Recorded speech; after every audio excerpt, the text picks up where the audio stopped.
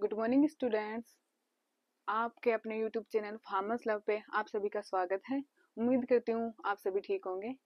अपने जो नए कृषि योद्धाए हैं जिन्होंने हाल ही में अपनी इस 4 साल की लंबी जर्नी में भाग लिया है, उनके जो फर्स्ट सेमेस्टर है उसमें अपना एक हॉर्टिकल्चर का कोर्स चलेगा, फंडामेंटल्स ऑफ हॉर्टिकल्चर।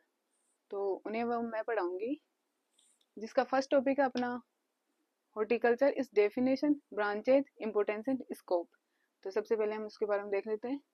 हॉर्टिकल्चर जो अपना है ये मेनली दो शब्दों से मिलकर बना है, हॉर्टस प्लस कोलेरा, जो लैटिन शब्द है। Horticulture is derived from two Latin words, first hortus and second one is cholera. Hortus meaning garden and cholera meaning to cultivation. So horticulture is a branch in which we study about the cultivation of garden crops. Garden crops mainly जो अपनी होती है, जैसे fruits crop हो गया, vegetable crops हो गया, flowers हो गए, स्पाइसेज हो गए, अपने जो प्लांटेशन क्रॉप्स है वो हो गया, मेडिसिनल क्रॉप्स हो गई, एरोमेटिक क्रॉप्स हो गई, इन सभी के बारे में मेनली अपन जो है हॉर्टिकल्चर में अध्ययन करते हैं। हॉर्टिकल्चर के जो फादर है वर्ल्ड के अंदर तो मेनली एम एच बेले हैं, और अपने इंडिया में हॉर्टिकल्चर के फादर हैं M H Marigowda. Definition of horticulture, it is the science technique of production processing and commercialisation of fruits, vegetables, flowers, spices and plantation, medicinal and aromatic plants. जिसके अंदर mainly अपन उनका प्रोडक्शन, कैसे अपन उनका ज़्यादा उत्पादन ले सकते हैं, कैसे मतलब प्रोडक्टिविटी बढ़ा सकते हैं, कैसे उसको उसको प्रोसेसिंग करके उसके जो पोस्ट हार्वेस्ट लॉस है उनसे अपन उनको बचा सकते हैं। कॉमर्शलाइजेशन का मतलब है कैसे उनको अपन मार्केट तक पहुंचा सकते हैं और ज़्यादा से ज़्यादा अपन जो है प्रॉफिट ले सकते हैं। किसका? फ्रूट्स का, वेजिटेबल्स का, फ्लावर्स का, स्पाइसेस का, प्लांटेशन क्रॉप्स का, मेडिसिनल में एरोमेटिक क्रॉप्स का। नेक्स्ट है अपना ब्रांचेज ऑफ हॉर्टिकल्चर। मेनली जो है यह है कि अपन किस ब्रांच में किस क्रॉप का अध्ययन कर रहे हैं उसके आधार पर अपन हॉर्टिकल्चर की मेनली 7 ब्रांचेस देखेंगे। फर्स्ट ऑफ ऑल है पोमोलॉजी। ये एब्सेशनल कोर्स, जैसे अपने जो भी कल्चर वाले जो इनके लास्ट में कल्चर वर्ड लगा होता है वो मेनली लैटिन लैंग्वेज के वर्ड्स होते हैं, और जो वाई वाले होते हैं ना लास्ट में वो मेनली ग्रीक वर्ड होते हैं। बट अपना ये पोमोलॉजी जो है ये अपवाद है, ये 2 शब्दों से मिलकर बना है। एक तो पोमम, ये तो है अपना लैटिन वर्ड जिसका मीन है फ्रूट्स, और सेकंड वर्ड है अपना लोजी जो कि ग्रीक वर्ड है जिसका मतलब है टू कल्टीवेशन। तो ये हो गया, इसके अंदर है मतलब pomology, study about fruits is known as pomology. अपनी सेकंड ब्रांच है ओलेरिकल्चर। ये अपने लैटिन भाषा के शब्द हैं जो 2 शब्दों से मिलकर बना है, ओलेरिस, ओलेरिस प्लस कल्चर। ओलेरस मतलब पोर्ट हर्ब एंड कल्चर मतलब टू कल्टीवेशन।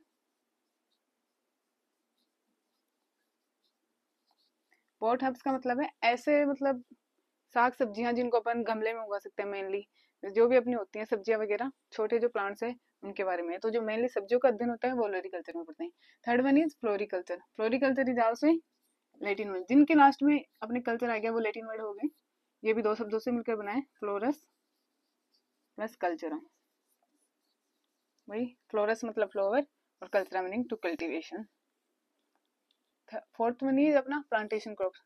प्लांटेशन क्रॉप्स का मतलब है वे फसलें जिनको अपन आफ्टर प्रोसेसिंग ही यूज कर सकते हैं, और ये जो या तो बड़े स्केल पे उगाई जाएंगी या तो इसको कोई इंडिविजुअल उगाएगा या फिर कोई कंपनी वगैरह अपने कॉन्ट्रैक्ट फार्मिंग के थ्रू उसका कल्टीवेशन करेगी। जैसे कि अपने जो है टी हो गया, रबर हो गया, ये सारे अपने प्लांटेशन क्रॉप्स में आते हैं। फिर आगे स्पाइसेज।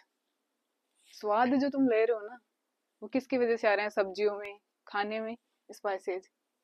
तो मेनली इसमें अपन स्पाइसेज का अध्ययन करेंगे। फिर आएंगे medicinal and aromatic plants. Medicinal वही जिनसे हमें मतलब दवाइयाँ वगैरह बनती है, और एरोमेटिक जिनसे अपने को तेल वगैरह निकालेंगे अपन एरो, जैसे सिट्रोनेला हो गया। फिर आएगा पोस्ट हार्वेस्ट टेक्नोलॉजी।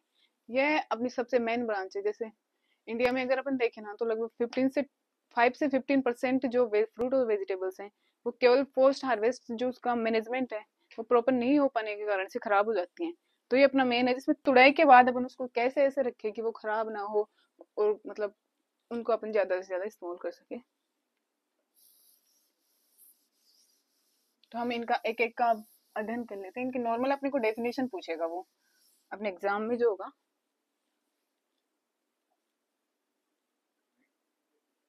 सबसे पहले है पोमोलॉजी। वही pomology is derived from two words,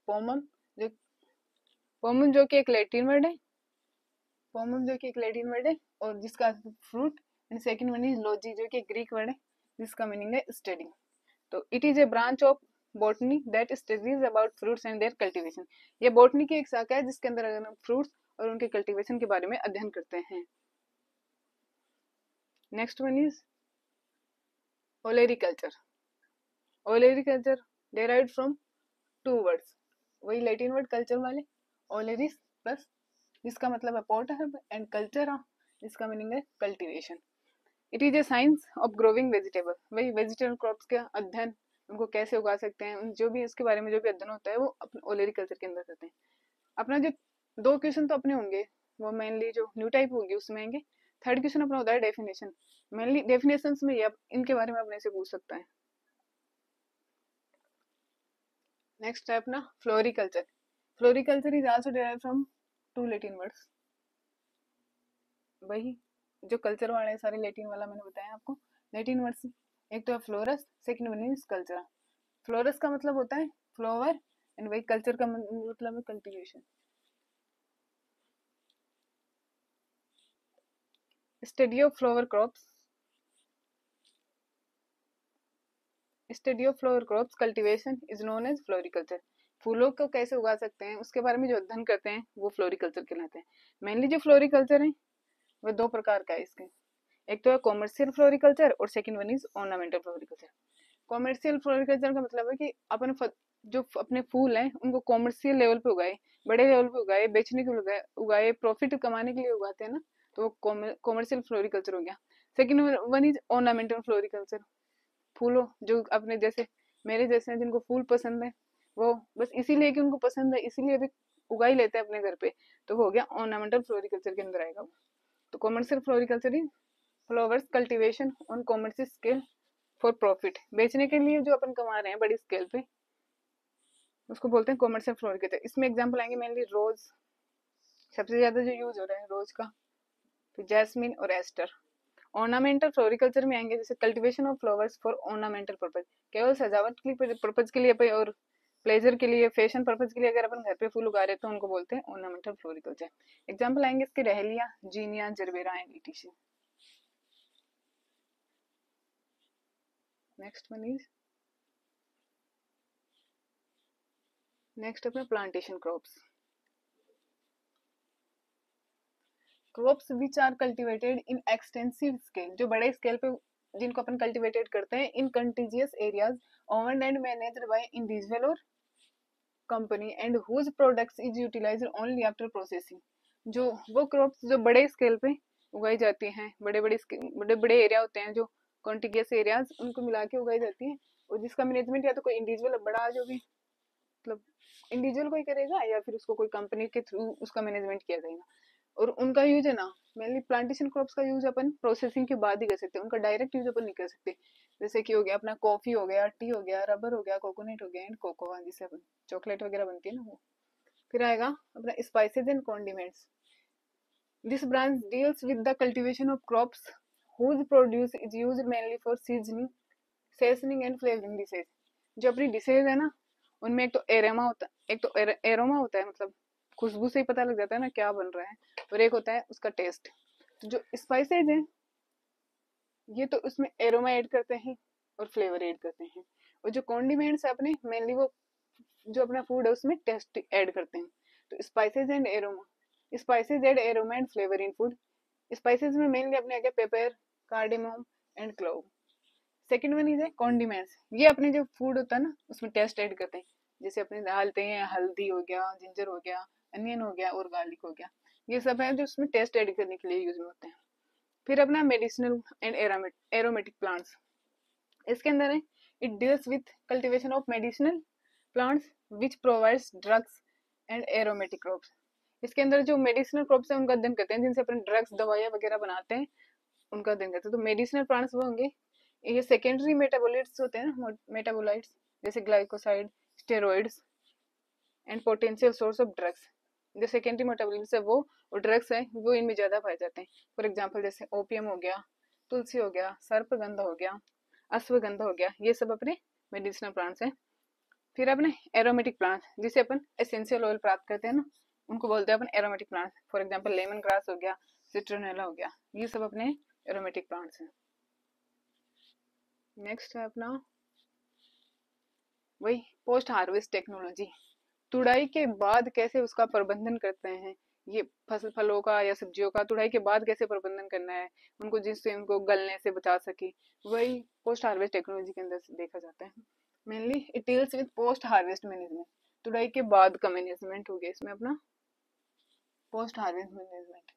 जैसे ग्रेडिंग हो गया, packaging, storage, processing and value addition, marketing और हॉर्टिकल्चर बुक्स। तुड़ाई के बाद में जैसे अपन मेनली ग्रेडिंग का मतलब है साइज, उनकी क्वालिटी के आधार पर उसको अपन अलग अलग जो होते हैं ना डिवाइड कर देते हैं। उनका पैकेजिंग से जो अच्छे से पैक करे ताकि उनको मतलब लॉस ना हो, अच्छे ऐसे कंडीशंस में स्टोरेज करे जहाँ इनको मतलब कोई दवा मतलब, और प्रोसेसिंग का मतलब है उनको ऐसे प्रोसेस करके ऐसे प्रोडक्ट्स में कन्वर्ट कर दे या उनको ऐसे संरक्षित करे कि वो खराब ना हो। वैल्यू एडिशन का मतलब है जैसे एक रूप में है उसको ऐसे दूसरे रूप में बदल दे कि जो पहले वाले रूप में थी उसमें उसकी वैल्यू कम थी, लेकिन अपन उसको दूसरे रूप में बदलेंगे तो उसकी वैल्यू ज्यादा हो जाएगी। फॉर एग्जाम्पल जैसे पटेटो है अपना, उसको ऐसे मेनली मार्केट में अगर पटेटो बेचते हैं तो वो इतना महंगा नहीं होता, लेकिन अगर अपन उसकी चिप्स बना के फिर बेचते हैं तो अपन उससे ज्यादा मतलब प्रॉफिट कमा सकते हैं। अब आएगा अपना नेक्स्ट है इम्पोर्टेंस ऑफ हॉर्टिकल्चर। हॉर्टिकल्चर का मेनली अपन इम्पोर्टेंस देखे तो आपका जो है अपन नॉर्मल नहीं पढ़ सकते इसको, आपका थ्योरी एग्जाम होगा तो ऐसा तो नहीं है कि आपने 5 इंपोर्टेंस का बड़ा ही क्वेश्चन आएगा। आई थिंक छठवें या सातवें क्वेश्चन में आएगा, तो ऐसा तो है नहीं कि आपने 5 पॉइंट बना के रख दिए, एक पेज भी भरा नहीं, उसमें वर्ड और साथ में पेज दोनों की लिमिट पूछेगा अपने से एग्जामिनर। तो अपने को थोड़ा ये भी देखना है कि पेज की लिमिट भी अपन पूरा कर सके, थोड़ा थ्योरी भी अपने को चाहिए होगी उसमें लिखने के लिए। पॉइंट टू पॉइंट अपन उसमें लिख नहीं पाएंगे, अपना पेज नहीं भरेगा फिर। तो सबसे पहले इंपोर्टेंस का देख लेते हैं। मेनली जो फल और सब्जियां होती हैं उनको अपन प्रोटेक्टिव फूड बोलते हैं। क्यों प्रोटेक्टिव फूड? मतलब जो अपने को जो मेनली जो डिजीजेस होती हैं उनसे हमारे संरक्षण करती है। तो मेनली इनका इम्पोर्टेंस हेल्थ से ले लेते हैं। इसमें हाई न्यूट्रिशनल वैल्यू होती है, मिनरल्स होते हैं, कार्बोहाइड्रेट वगैरह हाई होते हैं। सेकेंडली है कि हॉर्टिकल्चर क्रॉप्स है उनको अपन वेस्टलैंड्स पे भी आसानी से उगा सकते हैं। जब अपनी वेस्टलैंड पड़ी है उस पर अपन एग्रोनॉमिक क्रॉप्स नहीं उगा सकते जैसे, लेकिन अपना हॉर्टिकल्चर जो क्रॉप्स है वो बहुत सी वेस्टलैंड्स में अच्छा उत्पादन दे देती है अपने को। फिर है अपना कि हॉर्टिकल्चर क्रॉप्स है जो साल भर चलती है, ऐसा नहीं है कि सीजनल, जैसे एग्रोनॉमिक क्रॉप्स का ये है कि एक सीजन में उगाया फिर अगले सीजन में नहीं मिलेगी, बट हॉर्टिकल्चर जो क्रॉप्स है उसको इस सीजन में उगाया तो वो लगातार वर्ष भर चलती रहेंगी। तो इससे क्या है कि अपने को वर्ष भर आय मिलती रहेगी, साथ में जो अनएम्प्लॉयड लोग हैं उनको एम्प्लॉयमेंट मिलेगा। तो अपन देख लेते हैं पहले अपन ने फर्स्ट है ना importance in human nutrition, sorry किधर गया, importance in human nutrition, fruits and vegetables play an important role. जो ह्यूमन न्यूट्रिशन है मानव पोषण, उसके अंदर फ्रूट्स और वेजिटेबल्स का एक बहुत ही अच्छा योगदान है। बैलेंस डाइट में इनका होना जरूरी है। फिर है these provide not only energy, इससे अपने को केवल ऊर्जा ही नहीं मिलती है, जबकि अपने को साथ साथ जो प्रोटेक्टिव न्यूट्रिएंट्स हैं, एलिमेंट्स है, विटामिन है, ये भी प्रोवाइड करवाते हैं। जैसे विटामिन हो गया, मिनरल्स हो गए, ये सब भी अपने को से प्रोवाइड होते हैं। ICMR अपने को इसने रिकमेंड किया है कि 120 ग्राम तो फ्रूट्स डेली पर कैपिटा और 280 ग्राम वेजिटेबल्स हर किसी को अपने मतलब डेली डाइट में ये तो ऐड करना ही होता है। ICMR का मतलब है Indian council of medical report, ये डिसाइड करता है अपने को कि पर डे मतलब वेजिटेबल कितना लेना है, फ्रूट्स कितना लेना है ये। फिर अपने नेक्स्ट है, इसमें अपन देखते हैं कि अपने को फ्रूट्स और वेजिटेबल से कौन कौन से एसेंशियल न्यूट्रिएंट्स वगैरह हैं जो अपने को ये प्रोवाइड करवाते हैं, और अगर उनकी कमी से कौन से लक्षण क्या रोग होते हैं और ये किससे अपने को मेनली मिलते हैं। तो सबसे पहले अपन देखते हैं कार्बोहाइड्रेट, जो है अपना बेसिक सोर्स है ऊर्जा का। शरीर में सबसे जल्दी और सबसे ज्यादा जो ऊर्जा अपने को जो प्रोवाइड होती है वो कार्बोहाइड्रेट से होती है। मेनली इसके जो सोर्स है सबसे ज्यादा रेजिन में होता है, फिर apricot, date palm, cassava, sweet potato, ये सभी हमें कार्बोहाइड्रेट प्रोवाइड कराते हैं। सेकेंड वन है अपना प्रोटीन। प्रोटीन स्ट्रक्चर स्ट्रक्चर निर्माण में अपनी जो बॉडी का, उसमें प्रोटीन मेनली हिस्सा लेता है, जो अपने को कैश्यू नट से, आलमंड से, वालनट और पी इनसे प्रोवाइड होता है। फिर है मेजरली अपने विटामिन जो अपने को इनसे प्रोवाइड होते हैं। फर्स्ट अपना विटामिन ए, जिसे अपन रेटिनॉल कहते हैं। ये नाम थोड़े आपने 12th में पढ़े ही होंगे, लगभग सबको याद ही होंगे। तो विटामिन ए की कमी से होता है नाइट ब्लाइंडनेस, रतौंधी रोग जिसे अपन कहते हैं, वो विटामिन ए की कमी से होता है। Major source of vitamin A mango, papaya, bathua and carrot है। सेकेंड वन इज अपना विटामिन बी, विटामिन थायामीन, जिसकी कमी से बेरी और पेलेग्रा रोग हो जाता है बच्चों में और वयस्कों में। मेनली इसके सोर्स है कैश्यू नट, आलमंड एंड बील। बील में विटामिन बी 2। फिर है अपना विटामिन सी, एस्कॉर्बिक एसिड, जिसकी कमी से स्कर्वी रोग होता है। इसका मेजर सोर्स है बारबाडेंस चेरी। फिर सेकंड है आंवला, गुआवा, चिली। फिर अपना विटामिन डी, कैल्सीफेरॉल बोलते हैं जिसको अपन, इसकी कमी से अपने रिकेट्स और ऑस्टियोमलेशिया रोग हो जाते हैं। ये अपना फ्री विटामिन है, सूर्य से मिल जाता है। बढ़िया सुबह सुबह जाओ, धूप में थोड़ा बैठा करो, इतनी भी टैनिंग नहीं होती धूप से कि बच ही जाते हैं, तो थोड़ा विटामिन डी ले लिया करो। फिर अपना विटामिन ई,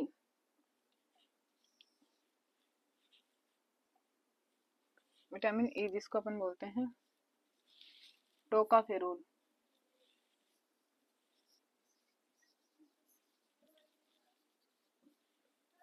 जिसकी वजह से डीजनरेशन ऑफ किडनी, और ये मेनली अपने को प्रोवाइड होता है स्वीट कॉर्न से। फिर अपना विटामिन के, जिसकी वजह से अपना जो रक्त के, जिसकी कमी से रक्त को थक्का मतलब जम नहीं पाता आसानी से, विटामिन के की कमी से होता है। फिर अपना मिनरल्स में मेजरली कैल्शियम, जो अपने को लीची और करौंदा से प्रोवाइड होता है।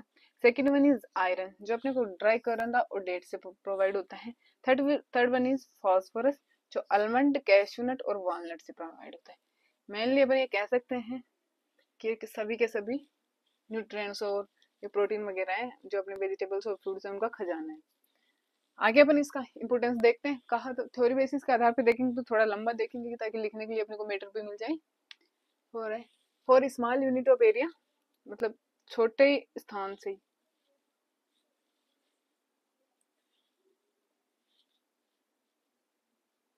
इसका मतलब है from small unit of area more income is obtained by growing fruits and vegetables. जैसे अपने पास छोटा सा खेत है, अब अपन उसमें अगर एग्रोनॉमिक क्रॉप देखे, गेहूं, बाजरा वगैरह उगाएंगे, तो छोटे से एरिया में अपने को कितना ही क्या प्रोडक्शन मिल पाएगा, और वो सीजनल होंगे, फिर अपन को उनको फिर से काटना पड़ेगा एक सीजन में। लेकिन अब छोटा सा एरिया है, उसमें हमने सब्जियां उगा दी, या फिर फ्रूट्स तो क्या सब्जियां वगैरह उगा दी, तो अपने को एग्रोनॉमिक क्रॉप से तो ज्यादा ही उत्पादन मिल पाएगा ना उससे। तो यही है कि छोटे से स्थान पे अपन ये हॉर्टिकल्चर क्रॉप्स उगा के ज्यादा प्रॉफिट ले सकते हैं। Second one is horticulture is the mother of several industries like Canning, processing, essential oil, wine, transport etc। से हॉर्टिकल्चर क्रॉप्स है, उसको वो यो जब तक फील्ड में तब तक तो अपने को एम्प्लॉयमेंट का दे ही रही है, उसके बाद में उनको पोस्ट हार्वेस्ट के बाद में भी ये बहुत सी इनके बेसिस की बहुत सी इंडस्ट्रीज है, जैसे कि कैनिंग इंडस्ट्री, डिब्बाबंदी जिसे अपन कहते हैं वो हो गया, प्रोसेसिंग हो गया, प्रसंस्करण, एसेंशियल्स ऑयल वगैरह एक्सट्रैक्ट कर लेते हैं, वाइन बना लेते हैं और इम्पोर्ट एक्सपोर्ट करते हैं। तो इन सभी से भी तो एम्प्लॉयमेंट मिल रहा है ना अपने को।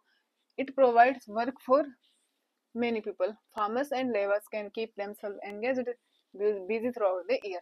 कि ये है कि इससे अपने को काफी ज्यादा एम्प्लॉयमेंट मिलेगा, तो फार्मर्स और जो लेबर है वो अपने आप को साल भर तक इन कार्य में व्यस्त रख सकती है, और वो मतलब बेरोजगारी वाली इसमें समस्या आएगी नहीं। जैसे growing of horticulture crops is an art as well as science, एक कला भी है और एक विज्ञान भी है, which help in mental development of farmers.